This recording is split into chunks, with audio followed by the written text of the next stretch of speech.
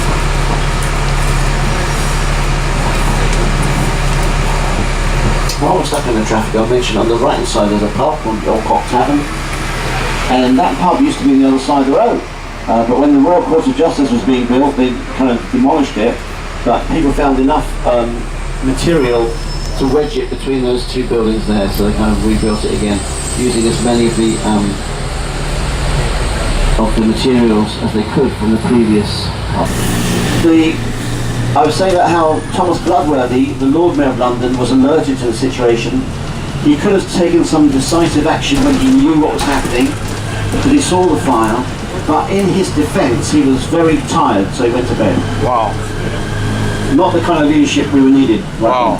So he didn't deal with it very well. In fact, to make matters worse, he went down in infamy with a quote. He looked at the fire, unintimidated by it. He used a vulgar expression and a dismissive one, and I will tone it down. So he wasn't too impressed. He thought basically what would happen is the fire would burn itself out as fires had done before. They didn't have a fire brigade, and if a building took light, then it would burn, and maybe it would burn, and the house next to it would burn, and so be it. But what he didn't count on was the fire would continue to rage. There was this very powerful wind behind it. Within 4 days and 5 nights, 4/5 of the City of London had been destroyed. Wow. That included 13,200 houses, 460 streets, and 87 churches, and 1 cathedral. Wow. St. Paul's. And that cathedral was replaced by the one that you saw earlier on by the architect Sir Christopher Wren. Wow. And Wren was also building churches as well afterwards to replace the churches that were destroyed. He managed to build 51 of them. Wow. Yeah. There is a difference between... There's a difference. I'm trying to say it exactly the same way. Okay. There is a difference between the London Mayor and the Lord Mayor of London. And the London Mayor has jurisdiction over 32 boroughs. He voted by democratic process. The Lord Mayor of London is not voted in. He's appointed by the Alderman of the city, and he has jurisdiction in just the 1 square mile, the City of London. Because there's a difference between Greater London. And so there's a difference between the City of London is an entity of its own, and it sits within Greater London, but it's not to be confused with Greater London. They're not one and the same thing. City of London is 1 square mile. The Greater London is 32 boroughs. Okay. Wow. St. Paul's Cathedral.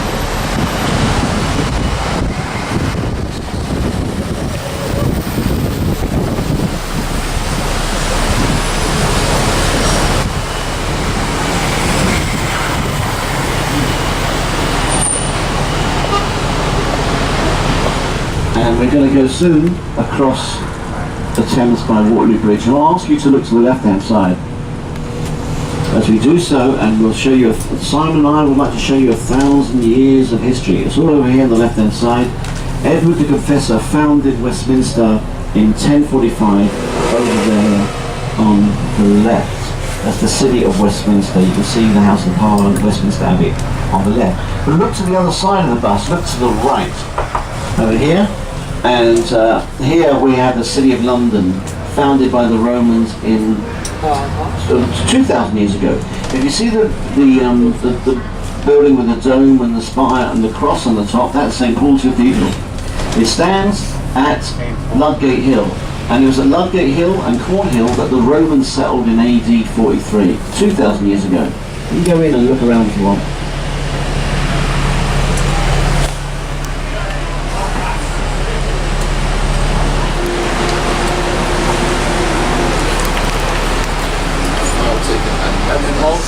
Perfume maker.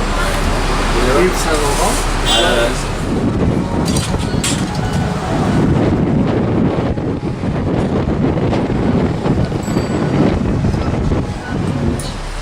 It's called Waterloo Bridge, and it replaced another bridge that had been called the Waterloo Bridge, and that was opened by the Duke of Wellington. Get off here, a few yards ahead, turn left, you'll see the London Eye right there. The place where Napoleon lose. I've been asked, yes, is it Waterloo? Well, yes, but not here in England. This place is named Waterloo after the battle was in Belgium. Oh, So I believe so. Belgium. Yeah. Where is Belgium yesterday? You in Belgium yesterday? With They don't talk about the Battle of Waterloo anymore, do they, over there? Anyway, yes, Napoleon Bonaparte was defeated by the Duke of Wellington at the Battle of Waterloo. But that wasn't here. This place is called Waterloo in commemoration. Look to your left-hand side, there's the London Eye, close up. And here's on the left-hand side, this is, I always say London will be nice when it's finished, and well, they're doing quite a bit of work on here. When I first knew this construction site 6 months ago, there was hardly anything here, but it's looking pretty good now. Okay. It's going to be a beautiful apartments. You can hook up with the urban hoarders, they do 3 tours a day, and they'll tell you about Anne Boleyn and Catherine Howard, both wives of Henry VIII, executed at the Tower.